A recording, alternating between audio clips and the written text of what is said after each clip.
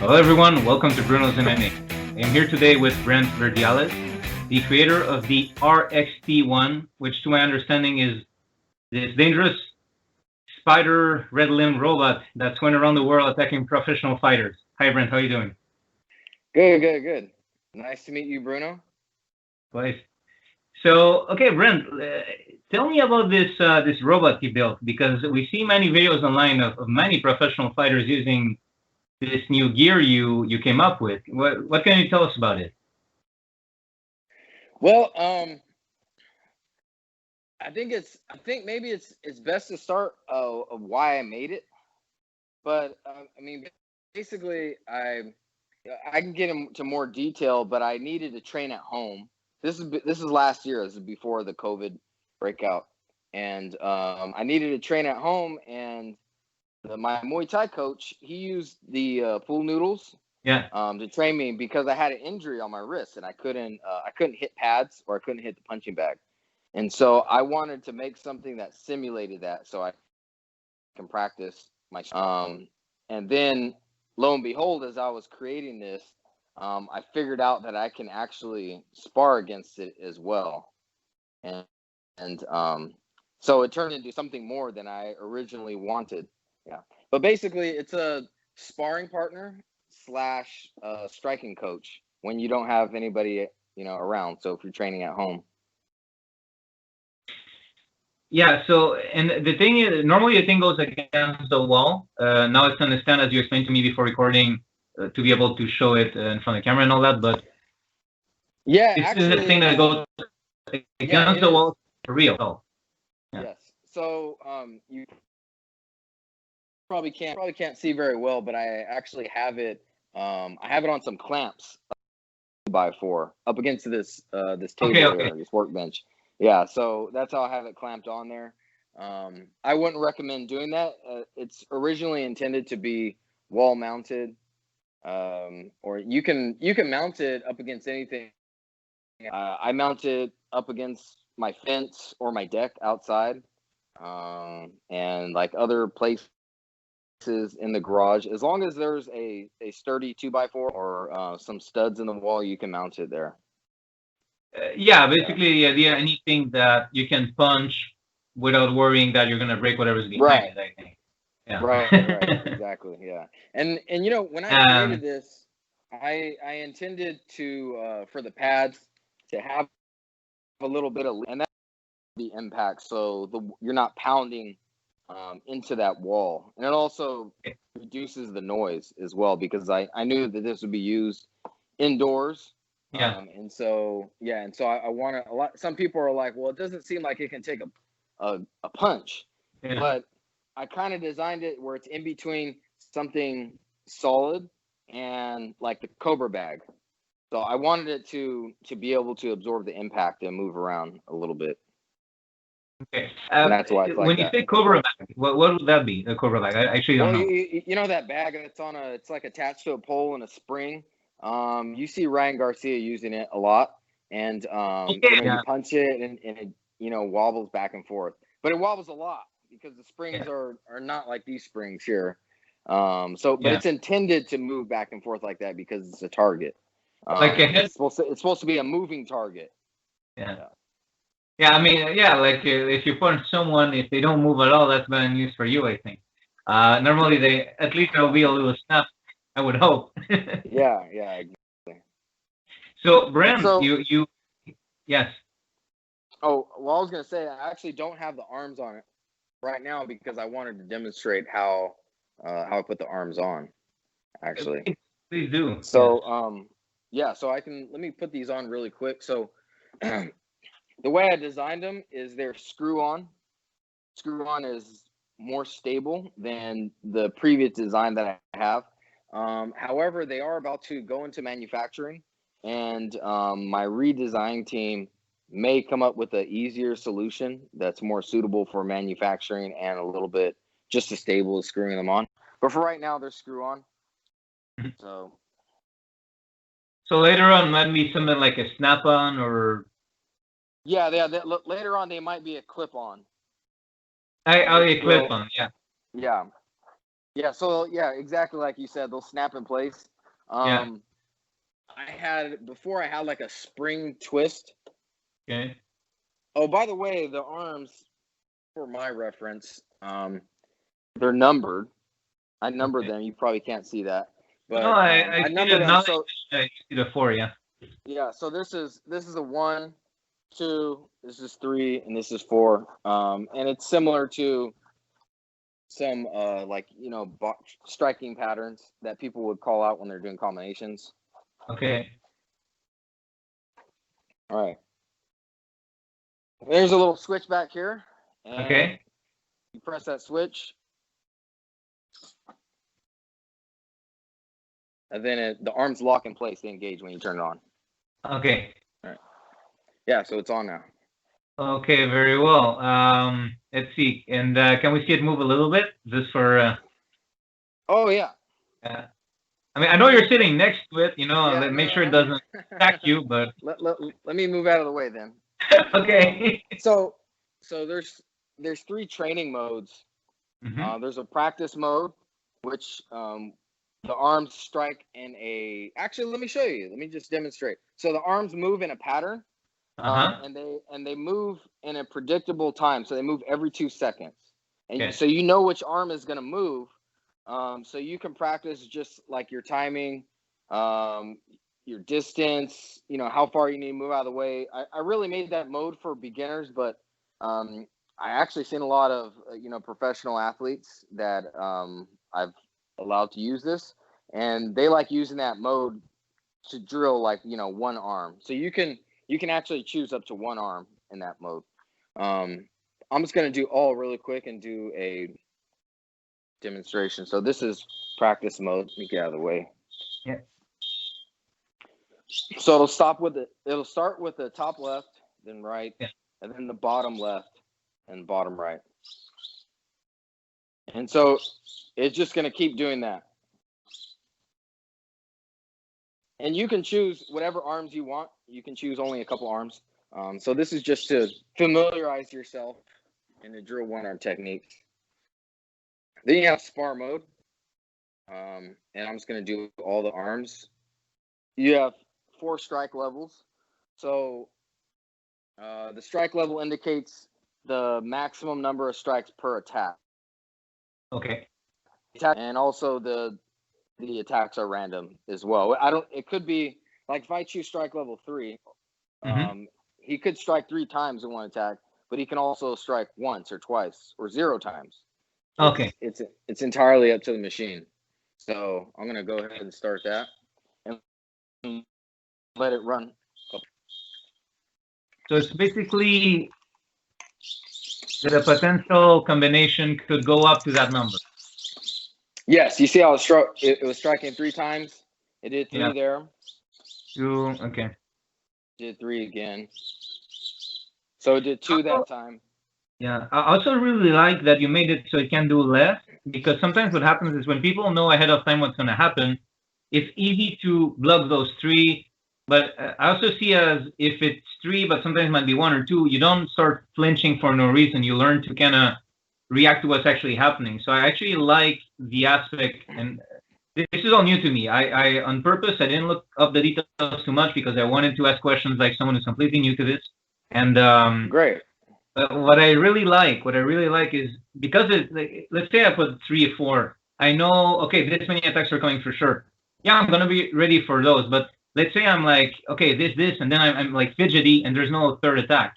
It also teaches you to kind of maybe not react for no reason, because that's also that thing in sparring. If you react and there's there, you just open yourself, Yeah. So, that's a good thing. I like that. Yeah. The other thing is, like, from a fighter standpoint, like if you're training to fight someone, say like a boxer, and you're training to fight a specific person, and high volume striker, so you would pick if you wanted to train for that, you can pick level 4, because he throws a lot of strikes in his combinations. Whereas like if you're fighting a guy where he likes to throw a lot of jabs, or he only throws like 2 strikes or 1 strike attacks, then you can adjust it accordingly to whoever you're going to prepare for. Now keep in mind, I should mention this, this is a prototype. This is the final prototype. Right now, we're taking it into manufacturing, which is starting December here.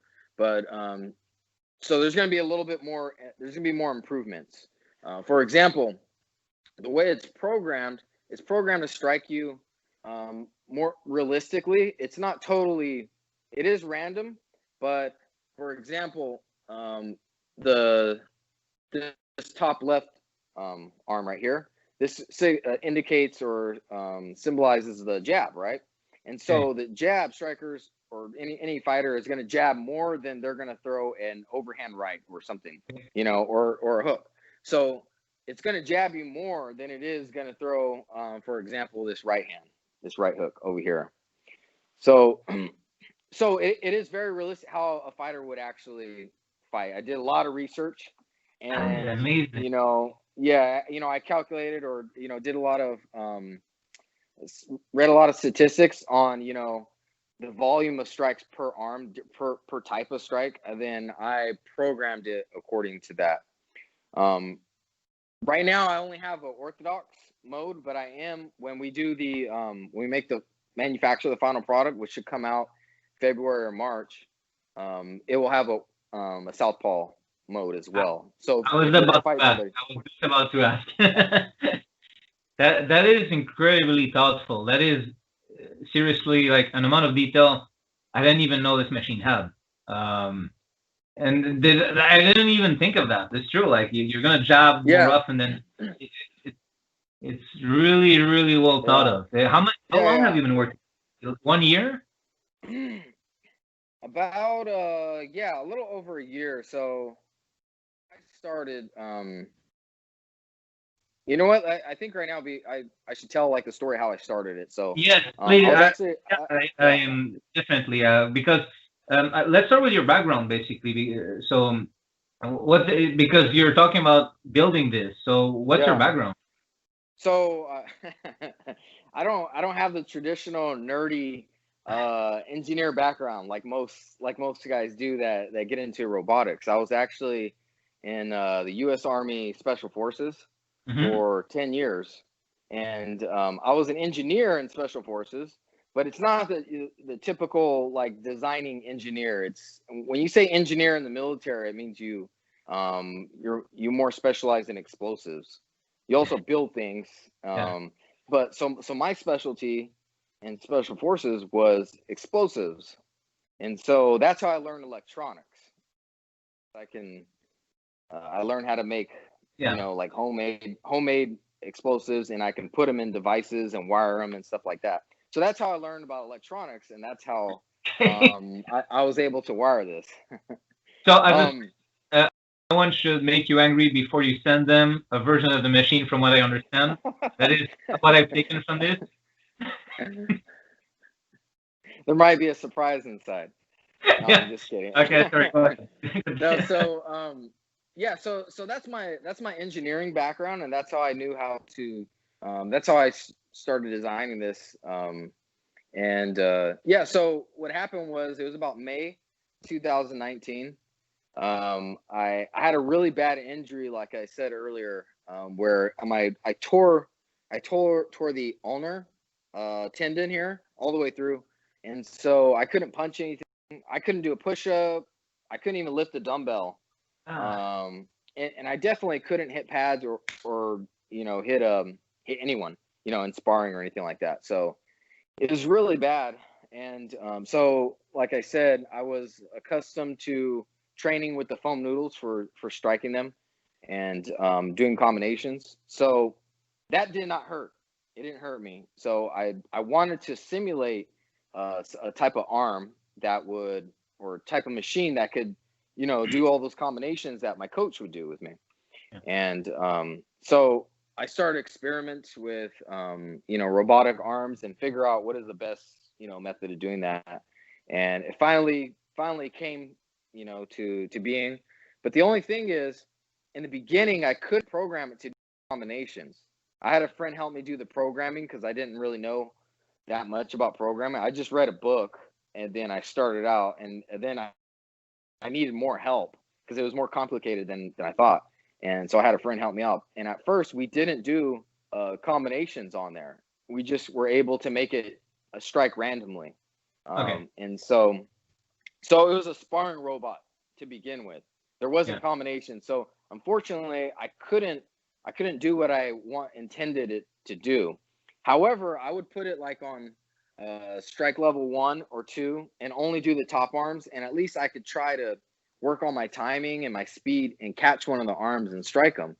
Mm-hmm. And yeah, so I developed a prototype here. It was made out of wood, and it had PVC pipes holding in these, foam noodles, and it was very archaic, but it worked though. Yeah. Right. And there wasn't a touch screen on there. It was all like module. There was buttons. Yeah. And so then once I did that, I found an engineering team that can 3D print it, and then that can, they had a lot more experience in programming, so they could do the touch screen on there. And I took it to the Philippines right after I got out. I got out of the military, and I went over there in the Philippines, and I stayed there for a month. I stayed there with him every day. I was there in their office, making sure they made it to the way I wanted it to. So then I found out that they can actually program the combinations on there, and so that's when I added the combination mode on there as well, which I haven't showed you yet. No, I know. I have questions about that, because not to get too ahead of it, but I saw that you were already posting possible combinations. So if I understand correctly, the way this machine works, people who have it could go online and share, oh, I made this combination, this training, like these are the numbers, and people can inset the combination and try out. So people can share their combinations, from what I understand. Yes. Yeah, exactly. That's amazing. Yeah, so you can make a yeah. You can make a really long combination if you wanted to. You can make like a really long, Floyd Mayweather type combination. Yeah. So yeah, I actually attempted that, and I did one. I think it had like 30 something strikes on there, but yeah. So you can come up. You can either make your own, but there's over 100 preset combinations, and I plan on putting more on there, so you don't have to much. You can just go on there and find the one that you like. But right now there's about 120 of them on there. Mm-hmm. And then if you don't find one that you want to train on, you can go on there and program it yourself. You can choose, which arms you want to execute for the combination. Well, with 100, I'm sure that it wouldn't be a matter of people not liking those already there. Just if they have it long enough, they'll want, new ones to try out. Because if you say it starts with 100, I can't imagine someone going like, none of them are to my liking. I think it's more. First of all, in a way, the fun of maybe sharing combinations, or if you see, like you said, like, oh, this is what Floyd Mayweather was doing. Let me put that one in. Like when people really want to get like hands-on, it's kind of cool that it's an option. But no. I don't think that someone who buys that, if you say there's 100, I don't think they're going to need, at least not anywhere near the beginning, to actually go in there and put them like themselves. But it's cool that it's an option, is what I mean. It's really cool. Right. Yeah, definitely. And while we're talking about it, I might as well just show you. I'll show you a couple easy ones. So right now I'm in combo mode. And so right here there's like a scroll. There's a scroll bar, or there's scrolling arrows here on the side. So the great thing about it is I'm just gonna do a jab cross hook, and then let me do a 2-3. Okay, so I picked this arm, and this arm. I don't want to say jab cross hook because there's a lot of different things you can do just with one combination. And then, you know what? Let me just do that one, because that's enough. All right. So once you choose that, then you got to choose if you want the combination sequence. If you choose sequence, then it's going to execute that exact combination, or it's going to execute all the combinations you chose in sequence, and it's going to execute each one every 2 seconds. So keep doing. It's just going to execute on a loop, that one combination. Now you can also do it randomly, and so that's almost like Spar Mode, but it's doing specific combinations randomly. So if I chose, like, for example, 1, 2, 3, then 2, 3, 2, and maybe a couple more, it's just going to randomly execute those combinations, and it's going to do them random timing as well. It's not going to do it. It's no longer going to do 2 seconds every 2 seconds. Yeah. So that's a little bit more difficult. I actually haven't even messed around with that because I don't want to. I don't need to, and I don't want to. But if I was training for a fight and I knew that, hey, this guy throws these combinations a lot. Yeah. Once I mastered, countering or defending against that combination, then I would mix it up and, seeing if I could, defend against them or counter them when they're executing randomly. So it's pretty cool mode. It's very advanced. And then the last one is the linked option. So the linked option, this is how you can program them. So you can pick your combinations and then link them together to make one long on there as well. So with this one, I'm just going to do sequence and then I'm going to execute it. I want to show you something though.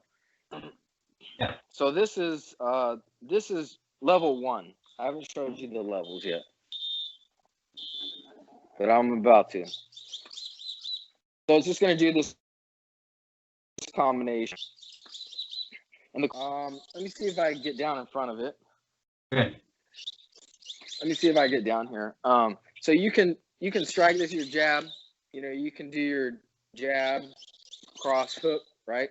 But the top arms can also double as uppercuts. Yeah. Right. So then you can do on this, and then you can jab, uppercut, and then cross there as well. Or you can mix it up where it's in one combination. So you can like jab, uppercut, and then duck out of the way. Or you can slip, and then cross. Something like that. So I mean the options are endless just with one combination. Yeah. So I want to show you. So if you need to stop, you just press stop.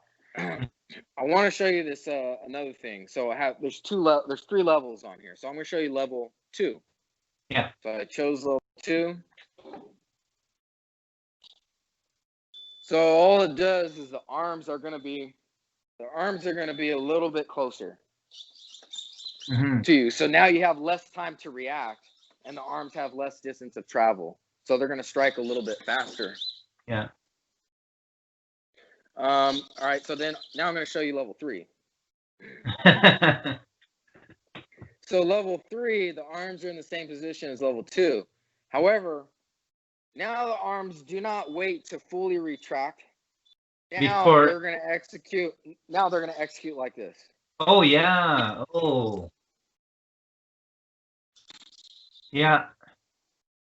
Of course, because it's freakishly fast. Yeah. Right. Level 1 and 2, they're doing this. Yeah. This. But level 3, now they're punching like that. Oh. So if you're trying to defend against this, there's no way you can. I mean, there hasn't been anybody who's been able to do that. So just so you know, it's fast enough. in the beginning, when I started to put this out, a lot of people were like, they're saying it's not that fast, but it only appeared that way because they were fully retracting before executing the next arm. Yeah. Right. And so it appeared that way. I mean, the arms fly at like 40 miles an hour, which is faster than anyone can strike. Well, it's faster than any. It's just a matter of the travel. It does travel a little bit more than we need to, than a human does because of the angles and because they're straight. Yeah. But yeah, it's faster than when you have it at max speed, 100%. It's faster than any human can strike. To be fair, who was saying it wasn't fast enough? When I first put it out on social media, I would read a lot of comments, and not just on mine. People would repost it, and then I read a lot of comments on there. But then again, it was just me using it. I'm just, I'm not a pro fighter. Yeah. I just, fought in the military. I trained in the military. I've been doing martial arts all my life. but I'm definitely not a pro and would never. I just love training, and and so me demonstrating is not the same as somebody else demonstrating it. No, we have seen, but I was implying that people who always go online and go, "Oh, this isn't that hard." Like, yeah, okay, go do it, genius. Like, yeah. go actually do it. Really have to do it. That's one of the first reaction whenever I give one to a professional athlete and they try it and they're like, "Whoa, fuck!" They don't even want to do it in front of me because they know they're gonna get hit. And that's one of their first responses is like, "Whoa, this thing is way harder than it looks." Yeah. But I made it so that way bring the speed down all the way till let me do level 1 here again. Mm-hmm. You can bring the speed down really slow all the way to 20%. This is 20% right here. And so it's really it'll be perfect for a beginner. Mm-hmm. You see how that You see that? Anyone can, avoid that and apply their technique over time. And then you can build up your speed. You can also adjust it on the fly as well. Yeah. Like a running machine in the gym, basically, like when you adjust the speed. Like you have the setting at first. Yeah, exactly. Also change it if you want to as you go. Yeah. But that machine, what I find interesting is I think it's very good for training proper technique. Yes. Because I've seen you send the machine to many professional fighters, and I noticed how differently some of them use it. And so it's just like everyone can apply their technique to it. It's kind of like the I don't know, like those old kung fu dummies. With it's almost like the new version of it, I guess, the more modern version of that, where people. Yeah, it is. I'm not comparing like, but I guess I am comparing to some degree. And what I mean by that is it's kind of like the fighter who can make of it what they will, and I can imagine someone just not knowing anything and just playing randomly and thinking because they touch the noodles or the arms that they're doing something right. But proper fighters will know, okay, I can apply a proper technique here. This is how I want to approach this problem presented by the machine. Which it's amazing to me because, like you said, like you can also choose to train your uppercuts when the thing is coming down. It's just maybe someone wants to avoid the arms, focus on the center. Maybe someone else wants to parry the arms. Like there's so many ways that I can think of approaching this machine. And there's a lot. I mean, it just depends what you want to work on. You can even work on footwork as well. For example, pivoting and stuff like that. And that's what practice mode is for, or even the combinations. You can just program just using one arm, and you can just drill that arm. And there's hundreds of techniques that you can practice just with one arm alone. So what's funny is, as we're talking about it, how you're learning more and more what you can do. You're thinking of all the time. We're like, oh shit, I didn't know you can. And so that's one cool thing about having the athletes use it as well. And I've even I've taken it back to where I used to work in special forces, and we also have in our gym we have doctors and we have physical therapists and stuff on site because we always have injuries like me, for example. And so I took it in there to the physical therapist, and they're really digging it because there's a lot of applications to physical therapy as well to this. And since it's been out on social media, I've had other specialists in mobility and physical therapists and stuff like that, chiropractors, and they sent me messages and asked about it because they see the value and the application in their field of expertise. Let me tell you something. I was actually, it's funny that you say that, and I was going to bring it up later, but I will now. A few episodes ago, I had Victor Rosas in my show, or maybe the previous episode, depending how I edit the ones I already filmed. But So he trains people with Parkinson, like like pad work with Oh people yeah, with yeah, Parkinson. And you're showing me this machine with adjustable speed, adjustable patterns, and I wanted to bring it up. I was just like, man, that is obviously their program, which I am shamefully forgetting the name right now. I think I know. Is it like box of something? Rock, Rocksteady boxing. Rocksteady, Yeah, yes. you started Yeah. talking. I was like, there you go. So obviously, part of it is also the social aspect for them. But I imagine anyone who does that and wants to also practice at home, it's so perfect for them. I was thinking that Yeah. too. And don't get me wrong, this is a machine that challenges professional fighters who've seen a video, but it's good for everyone because you can adjust it. Yeah, it is. Yeah. I try to keep, when I was making this, I try to keep everyone in mind, because not just like, professional fighters, I wanted to make it good enough for them. Yeah. But I wanted to make it like someone who's just a hobbyist or even a beginner, even kids that are just starting out, like learning karate or something like that. You can even use this. This has lots of application for traditional martial arts as well. That was my background, by the way, traditional martial arts. And so I wanted to make it applicable for them, as well as, modern combatives. Yeah, it's whenever we bring up traditional martial arts, because I've never done kung fu. I want to be clear on that. But when I brought up the kung fu dummy, I was almost like, should I have made this comparison? Because like there's so much baggage and there's so many different opinions. But what I meant by that is it's this tool to express your own way of practicing, your own way of fighting. That's kind of where I was going with it. But what's the traditional martial arts that you practice in? What are them? Oh yeah. So I was actually going to tell you. So I did kung fu. I did like a southern Shaolin kung fu, and that was like my base. I did that since I was 10 all the way till 18, I think. And I also did Sanda. I don't know if you ever heard of Sanda. Yeah. Yeah. I mean, look, I have to keep it short, and I don't want to go too much into details. But in my personal life, I have people who are vulnerable, so I haven't trained in a year, and it's driving me nuts. Maybe this is why I started the show. I don't know, but I just don't want to risk it. Personally, get one, man. I would probably be fine, but I have people in my life, and I don't want to mess with it. But my coach at Club Kozak has practiced Sanda, so like those hands, like I'm up.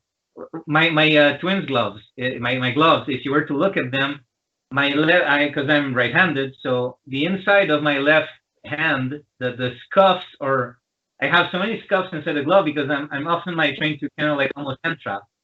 Oh, okay, yeah. Yeah. So yeah, I know Sanda, and I'm not saying I'm good at it. I just mean I know it, and there's some things that I kind of like the idea of kind of like going to grab, which also goes into for the MMA aspect. It's kind of like a habit that can translate well to. Anyway, but yes, I'm familiar with it. So a lot of my kung fu style implemented that a lot.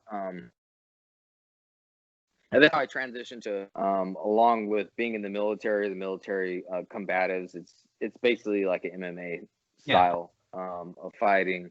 But so going back to that was actually one of my inspirations, because you know how there's a Wing Chun wooden dummy?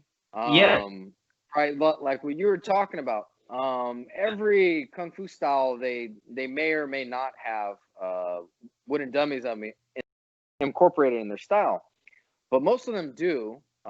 So mine did, but we just didn't have one wooden dummy. We had 19 different wooden dummies, and so that was actually a big influence on this robot. That is amazing. I always like to tell them this is the 20th one. that I love it. It's so funny because it really made me think of that. I was like, this is like the modern version of it. So, and I wasn't sure. Really it is. That's all it is just a fighting dummy, but it's a modern version of that. That's a good way to think about it. It's really cool, and which leads me to actually some of those dummies have like this this sort of like leg for kind of like for the low kicks and stuff like that, I think. And I was about to ask, like, I know this is like the first iteration. There's probably many ideas you have, but are there going to be eventually, you think, kicking dummies for checking kicks and stuff like that, or? Oh yeah. So this is our first one, and we want to we want to get this one out on the market. And then I don't want to reveal too much of what I have next in store. But after this one's out on the market, then we do have ideas for a bigger brother of this one. So we have, we want to be a company that stays around in the combat sports industry for a long time. So rest assured, there's gonna be other products that we put out as well that do everything. At least that's our desire, and if we can stay in business, then we'll put out more products. But first, I want to put this guy out and get it out there in the market, and then get some feedback and see. I know a lot of people are gonna, I already get a lot of comments and messages where people are like, hey, put some lower arms for body shots and put some legs on there and stuff like that. And eventually I think we will, but we have to put this one out there and see how that works, and then after that adjust. Which I think is a good thing, by the way. I want to be clear on this. It's just like kind of like the geek in me, it comes out and like, oh, I have kicks, and like other people have like that. But I think it's a good thing to also start by making a solid product that does what it does very well. Foundation. I think that's very important, because how often have we seen whatever it is projects that people try too much too quickly, and like it's not what it should have been.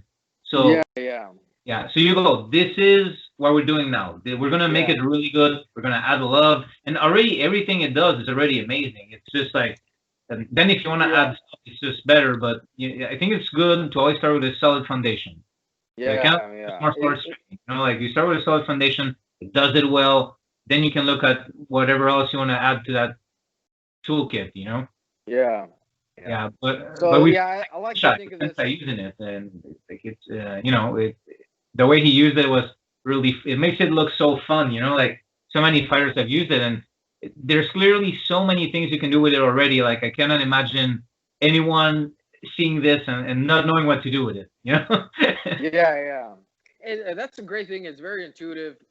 Like once you start it, go to the main menu. It's very easy to figure out how to do it, and so it's easy to learn how to operate it. But I mean, you can spend years just practicing with it, and it's a lot of fun too. The great thing is, the other side effect is I didn't think I would get. I knew I would get a little bit of a workout, but I didn't think that it would really simulate the type of workout you get when you're sparring.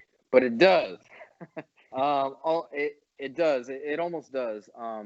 Like when I'm using this, I definitely my heart rate is a little bit higher than when I'm jogging. So like when I'm jogging, my heart is I don't know, maybe like 130, 140 beats per minute. But when I'm using this, it gets up to about between 160. And then when I'm sparring, it's about like 180. So I don't know what that translates to in percentages of your heart rate. But I mean, for me, I know what that is for me. And that's almost like, it's almost like where it is like when you're sparring. So if you've seen, I think that last video that I made here in my garage, my shirt is drenched. That was after, I was just like sweating. That was after 6 rounds of recording that combination on here.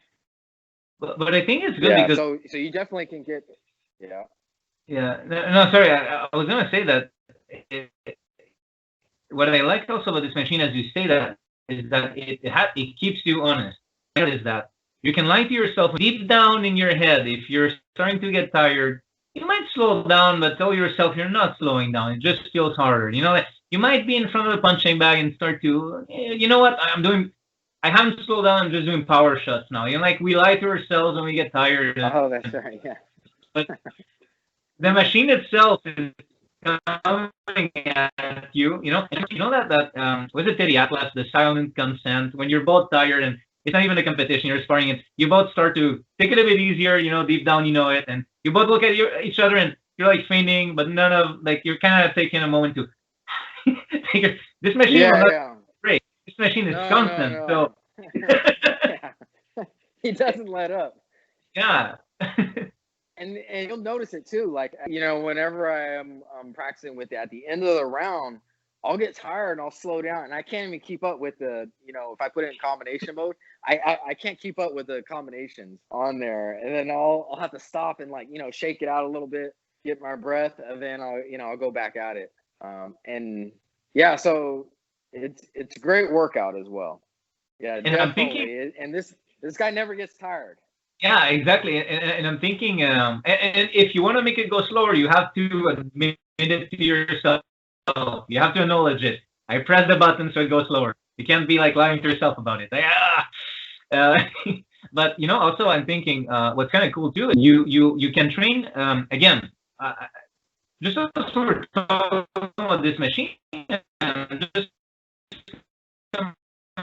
with 26 you're training that. Then let's say you go without the gloves, you have to be more precise because those things are like this is somewhat like precision. You're training not getting tired like with the big gloves. So in between, like you 10 ounces and a 12, and so even how you wanna train, what for, it's just so cool, man. What you've come up with, it's so. Yeah, thanks. I appreciate it. Yeah, I mean, I think it is, and from the feedback we've been getting from some of the every single one of them like falls in love with it as soon as they get it. They absolutely love it. So I know that like for the customers out there who've already pre-ordered right now, I mean, they're going to be the ones that get the first batch come February, March. They're gonna love it, and there's just gonna be more and more, content and ideas out there. The other thing is, I do plan on making a series on, and even like having some like a course on things that you can practice.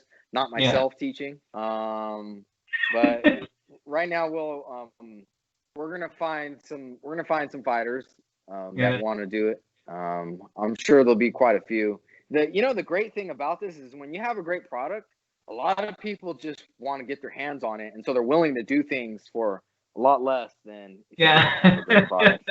Yeah.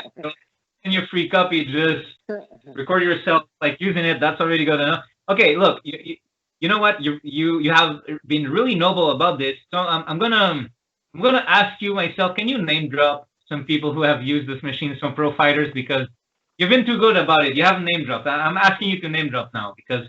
Okay. Yeah. Well, like we talked about, I think maybe before we started recording, we were talking about Jeff Chan. I have quite a bit of one champ fighters. We have Colby Northcutt, and her brother may or may not have one pretty soon. Some fighters do have some that have not showed anything yet, so I don't want to mention them. But and then there's also been a lot of fighters that contacted me in the UFC and won belt, a lot of them, but I have so many that wanted one, and they even signed a contract to promote it, but I don't have any more to give them. I don't have any more prototypes to give them, so we're waiting on funding to come in, which we might have a good investor from the Middle East that's gonna invest in our company, and then we're really gonna start promoting it. Right now we're just doing influencers only, fighters only. We haven't done any ads and then we have there's Erickson Samuel. He's from Sweden. So if you ever seen him, he also has one. He absolutely loves this thing. That guy's a beast. And Jonathan Haggerty, he fights in one. He is not. That's one that has. He's gonna post pretty soon. He's about to fight here pretty soon, but he has one as well. So they're all over the world, and we've also had Senchai use it as well, and other fighters in Thailand have used it, as you can see on my feed. You know, they also just had nothing but great things to say about it. I only have one in Thailand, and that's actually with our social media manager. She has one, and so she's just taking around and seeing who would be interested in having one and promoting for us. And so far, everyone who's tried it, they're like, "Sign me up! I want to do it." But like I said, we don't have enough. Yeah, that's a great problem to have. That's a great problem to have in a way. Like when you think of it is.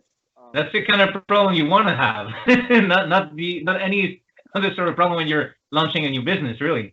Yeah. But it was pretty cool. You know, being a fan of the sport, you know, I looked up to these athletes, and some of them were like, you know, people that I inspired to be like, some fighters.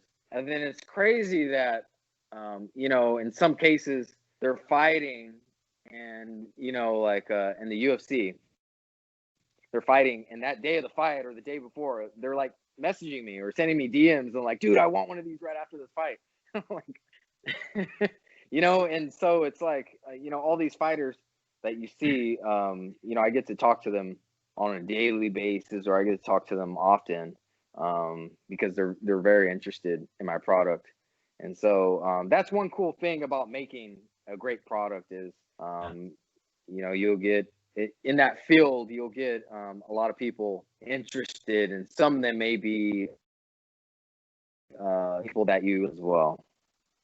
But that speaks a lot, because these people don't have time to waste, and so that is such a good compliment for a product, because seriously, a fighter puts everything on the line when they go fight. They don't have, like, there's not a moment in their training that has to be on stuff. You know what I mean? Like, so if they want that, you know what I mean? Like, if they're like, oh, this is good, that speaks volumes. I think that's like the best compliment you could get from it. I really think so. And like you said, and you know, like I would also consider myself a hobbyist, I guess you could say, in martial arts. You know, like I'm not a pro fighter either or anything like that. I just love to train. And it's amazing to me that you made this product that can cater to anyone. Like from pro to, I'm thinking of people with Parkinson's who want to continue training at home. They're part of a Rocksteady program or anything similar to that. Help them with the hand-eye coordination, keep moving, feel good. You know, like it goes from one end to the spectrum to the other. Like it's amazing. It's really, really cool, man. And I just love to see someone come up with a good idea and go through with it. You know, these days people have ideas, and for a lot of people, even if they built it at home, it would have stopped there. So I think it's amazing that you have the drive to be like, this is cool, I'm going to make something with it. Because even innovators sometimes have trouble believing in their innovation. Like I can easily see a scenario where someone comes up with something like that, and it just stays in their garage. You know, it just stays there. And you decide to make something of it. And that, man, I kind of congratulate you for that. Thank you. Thanks. You know, we should actually, or at least mention some innovation in the sport, you know, in combat sports. And like when people see this, it's almost like an obvious, like, oh, why didn't I think of that? Or like, you know, I did think of 10 years ago or 20 years ago, but you know, I never had the means to make it. The technology was there. But like one thing I like to tell people, my theory on why this hasn't been made before, and that is because most of the time, nerds who know about robotics don't really fight. And normally fighters don't really know about robotics. Yeah, you're like, yeah, but look, I as I often say, I don't know why, but I like to be honest about who I am. I'm a geek. So when I see your machine, I'm also thinking of so many stories where it's like sci-fi stories where people spar with robots or device. Look, the original Star Wars, for something that everyone can know. Yeah. No one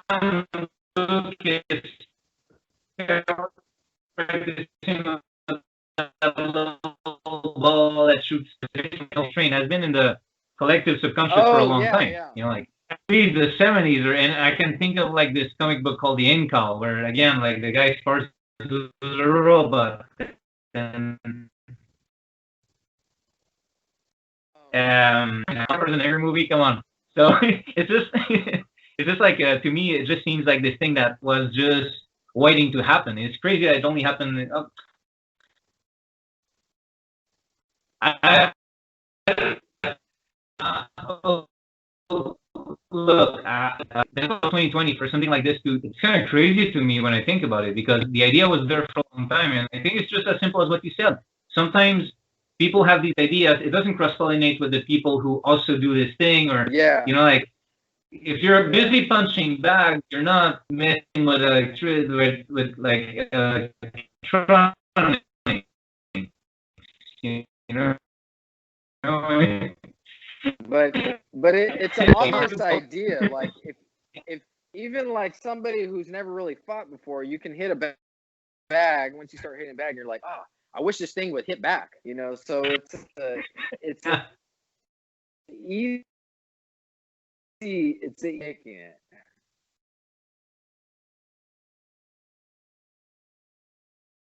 Are you still there? So yeah, the RXT. What's that? You kind of broke up there. Making a joke, I said by the time we have the RXT-20, it's gonna, if you're not careful, it's gonna tackle you and ground and pound you. That would be cool. That would be cool. I hope that we can, eventually we can make some type of fighting dummy that can grapple. Oh, it'd be very difficult. It'd be very difficult. I don't know, but that is the goal. I mean, I want to be able to do everything. Underhooks, when you're fighting for underhooks. Yeah. And you know how look, I'm half Spanish, and in Spain, like those like that you see in like horror movies all the time, like in the movie Us or those carnivals. I've seen so many in Spain during summers, where you have like this machine where you can try to arm wrestle with and stuff like that. So. Oh, I never seen that. Yeah, so a grappling dummy, I guess, would have arms like this, and you kind of fight for underhooks. I don't know. Just... Yeah. I don't know. I don't even like. Sometimes I'll think about it, and I'll have a lot of ideas, and I'll write them down. I have a book of all the ideas, and so, once we figure out the manufacturing and we get this one out there. I mean, as soon as we get this one out, we're gonna start, making the next one. But yeah, for grappling, I don't know. I would have to. I'm not that great. Grappling. I did wrestling. I did sanda, so my takedowns are pretty good. I actually also did Chinese wrestling, STRYK'S, which is almost exactly like judo. It's the Chinese version of judo. But grappling on the ground, the only experience I have is in the military, being in the Army, and we have to do Army combatives, and so you learn basic locks and chokeholds and stuff like that. But I like standing up and striking, so I didn't practice it as much as I should have. So in that case, I'll have to get an expert to come in and test it out. Yeah, I know the basics, but for me myself, that's the extent of my knowledge won't go that far. And so we'll need someone to think of, all the different counters and stuff like that. If you get it in an arm bar to try and have the robot slip out or something. Yeah, because grappling dummies exist. They don't move. You know what? Take this as a challenge, if you will. I really don't see how you can mechanize that thing unless a level of resistance or the armor, like you said, like obviously you don't want the machine to be the one putting you in an armor and escape or it's gonna snap. But but like that's the other thing, having a robot choke you. Yeah. And then they tap and having a robot choke you from behind, yeah. There's a lot of risk. Stopping. And that's one of the reasons why some people ask me to make the arms harder, or if you can put weapons on the arms. You don't want to do that. No. Maybe foam. What's that? Maybe foam. Like I think it's like people thinking, but you know what? Even then, I don't think it makes sense, because now I'm gonna go geeky. If someone has a knife, you want to get a hold of that. You don't want to be blocking. So to me, it wouldn't make sense to like put a foam knife and be like doing this, like that. To me, that doesn't make sense as far as knife defense goes. So I don't know what people would expect of it. I know some people think you can treat a knife attack as boxing, which I don't think. So I don't. Yeah, no, I don't think that's a thing for this machine, to be honest. Although, everyone can do what they want with it. That's the beauty of it. But yeah, I guess if they really want to, they can attach some foam weapon on it. But I don't.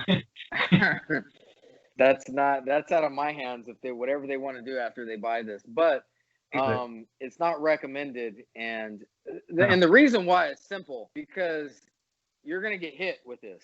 You're gonna get hit no matter what, no matter who you are. If you're the Floyd Mayweather, you're the best fighter in the world, you're gonna get hit by this thing. And so when these things hit you, it doesn't hurt, but getting slapped in the face with the foam thing, you'll know that you got hit. You're not gonna like it. It's very irritating, actually.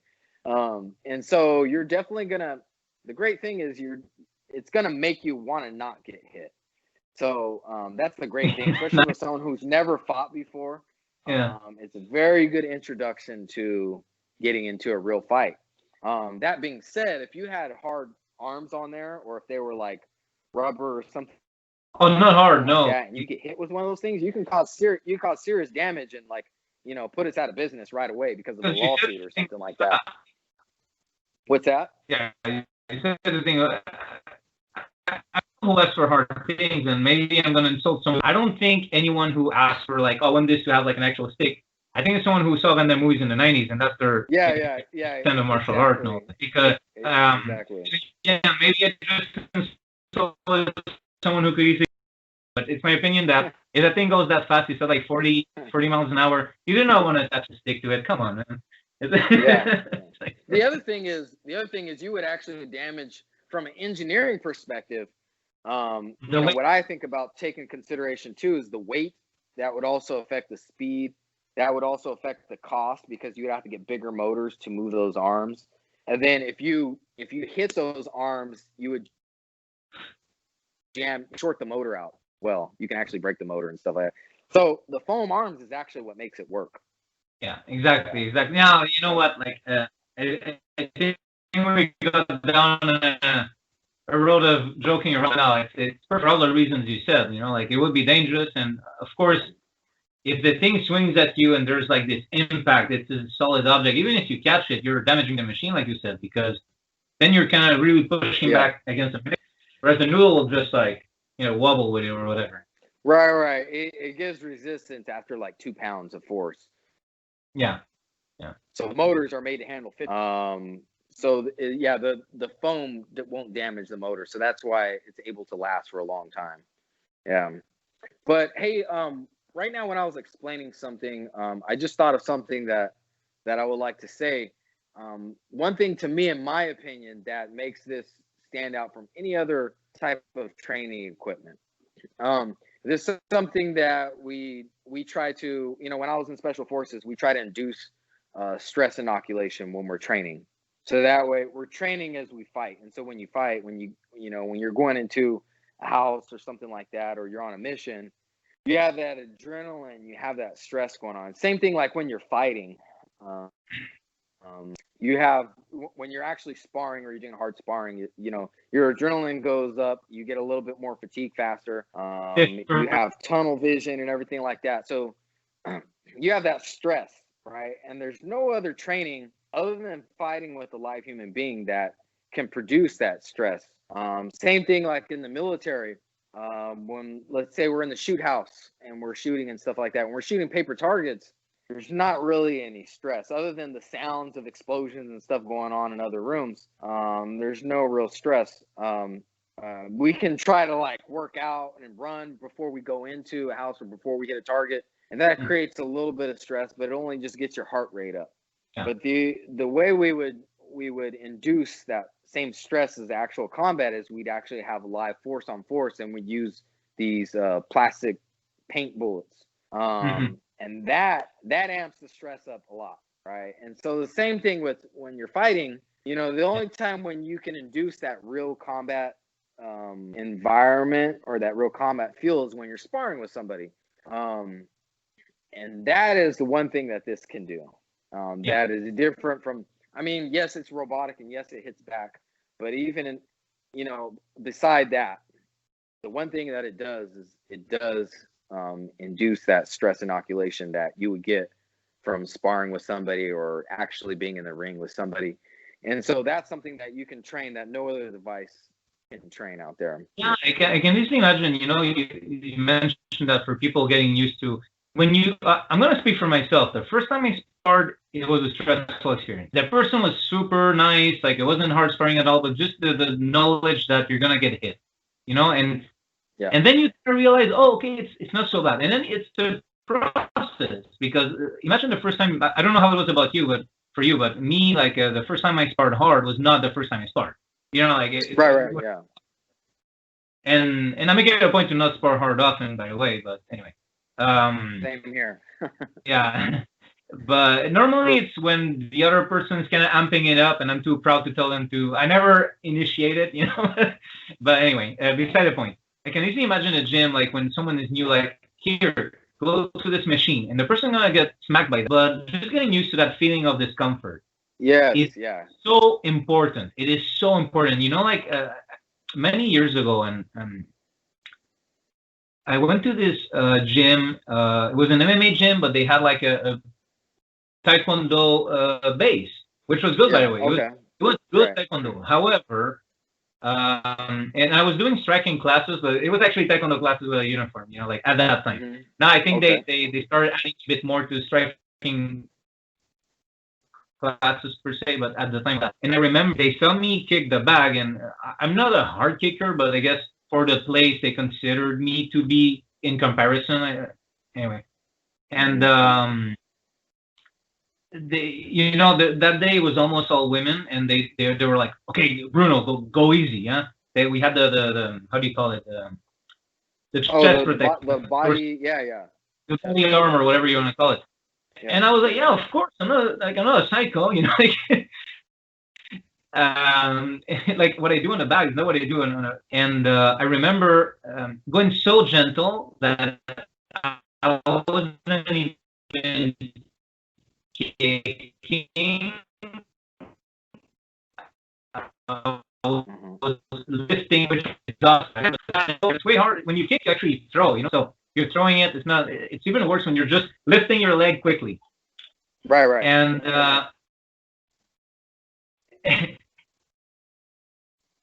so there like, I wasn't complaining because they were just not used to the feeling. There was like whatever sparring happened was so tippy tappy, and I knew for a fact I didn't hurt anyone. But of course there was a contact. And just the contact itself was uncomfortable, as it always is. But I can see this machine as this tool to get someone used to that discomfort. It's a mental discomfort. You're not getting hurt, So if it slaps you on the face, it's insulting, it's uncomfortable, but you understand, like, okay, like getting punched by a training partner who's not trying to hurt me doesn't get me hurt. It's like this warning, like, oh, okay, he tagged me, anyway, I think it's story to say that this is a tool that I think would be very good for people who are not used to sparring, to get them kind of like their feet. Yeah, definitely. Realize that it's not that. Yeah, and that's kind of how I envision it too. If I was a coach and I had a gym or a school or something, I would definitely, for people who've never sparred before, they would definitely do some time on this before they get in the ring and they kid up. Yeah, definitely. This is a great transition for that. Because like I said, it induces the same stress levels. You get used to that mental and also responses of having an arm in your face, what it does when it rattles you and it hits you, on your head, what that does psychologically, and what it does to your vision as well, and your stress and everything. It will also induce that. Yeah, because we're under stress. You're also more stiff when you're not used to it. Like, that's another thing. You're like, why am I not moving right? So it's just it's amazing. And it's a great tool. It really, and like you said, it's practice. Listen, we're already over an hour. Brent, is there anything else you want to before we end this? No, not really. I think we covered a lot. We did mention that it is wall mounted, and I mean, I'll just say, you know, a lot of people ask for a stand, you know, if it comes with a stand. No, it doesn't come with a stand. Yeah. They see that I have stands in the video. That's just so I can travel around and do like demos and stuff like that. That's something I made in my garage and spray painted. But no, it doesn't come with but when it does, when we do have a stand, which eventually we will not until after we manufacture this one, then we'll start one of the drawing boards. I do want to make one that has motion tracking, so it'll move with you. Well, one of my philosophies at Stryk for our company is, you know, I don't want to make a product unless it is technologically superior to any of the competition. So, like, I just don't want to make a stand that you put sand or water in there and it just stays right there. No. I want to make a stand where it has a small base, and when you hit it, it's going to compensate for that. It's going to calculate and compensate the weight so it doesn't move around a lot, and it's still a stable platform. And I also want to make it so it has motion tracking in it. It can move with you as well. So that's why I'm not so quick to put out a stand, just any stand or any product. We want to make it so it's the best product on the market. Which is good, which is very good. And that goes back to what I think it's important. And I think you have a good business sense to you, because it's important to do this. If you spread yourself too thin, then you can add to it. And that is the same way you learn martial arts. Like if someone comes and they're doing something completely different or related over a year, I showed him 300 techniques. Like, okay, how often did he? Like, how much time did you spend on the base? How much time did you spend on the arms, on the combinations? So it's important to have this base. This is, to me, like already a very incredibly complete tool from what I see and what you're telling me. And then anything you add to it is like, you know, like just extra fries on the side. It's yeah. Thanks. Yeah, it is great. Okay, well, Brent, listen, where can people find you online? So right now, www.strykusa.com. Stryk is spelled with a Y, STRYK, as you see here on the pads. But actually, right now we're working on making our store. So that's just a landing page. Right now, if someone wanted to buy one of these, you can pre-order one right now on Indiegogo. So you just go on Indiegogo.com. It's like a crowdfund, and you can go on there and you can pre-order. Just punch in Stryk, or if you look up in the fitness section, we're down there in the fitness section as well. We have links all over our social media, so you can find us on Facebook and Instagram at stryk.usa. Once again, Stryk is spelled with a Y. Yeah. I'll put the description in any case. People don't need to take notes. And look, Brent, I'm not even kidding. I could have talked about this for way longer, but I think we also need to make it somewhat concise after an hour. But again, thank you for coming. Thank you for showing us this machine, which I'm sure is going to hit big. I'm really happy to have done this episode with you, because I'm sure that give it some time, it's going to be all the rage, you know. And before everyone has hundreds of videos of training with your machine, I'm happy we got this episode. So well, thank you, Brent, and to everyone, thanks for watching. See you next time. Thanks, Bruno.